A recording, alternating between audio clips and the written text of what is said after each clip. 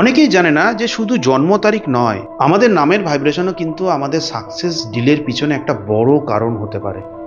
আপনার জন্ম তারিখ এক ধরনের এনার্জি দিচ্ছে, এখন আপনার নাম যদি বা নামের ভাইব্রেশন যদি সম্পূর্ণ অপোজিট এনার্জি দেয়, তাহলে কিন্তু একটা বিশাল টানাপোড়েন তৈরি হবে এবং যার এফেক্ট আপনার জীবনে পড়বে, আপনার সাকসেস, আপনার গ্রোথ, আপনার রিলেশনশিপ, ইনফ্যাক্ট আপনার হেলথ ইস্যুও তৈরি করতে পারে। আলটিমেটলি সব থেকে বড় যেটা রিজন, মানে সব থেকে বড় যে রেজাল্টটা হয় সেটা হচ্ছে যে একটা ইনার কনফ্লিক্ট তৈরি হয়।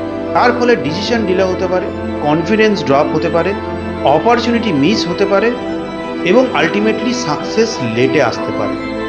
এখন আলটিমেটলি আপনি প্রচুর পরিশ্রম করলেন, কিন্তু রেজাল্টের যখন সময় এলো তখন আপনি রেজাল্ট পেলেন না। এখন বুঝুন যে কেন অনেক মানুষ একই রকমের এফোর্ট দেওয়ার পরেও রেজাল্ট কিন্তু তারা একই রকমের পান না। এর মূল কারণ যেটা হলো সেটা হলো কিছু মানুষ ন্যাচারালি একটা ভাইব্রেশনাল অ্যালাইনমেন্ট নিয়েই জন্মায়, সেই কারণে তারা কিন্তু খুব লেস এফোর্টেও কিন্তু খুব ভালো রেজাল্ট পান।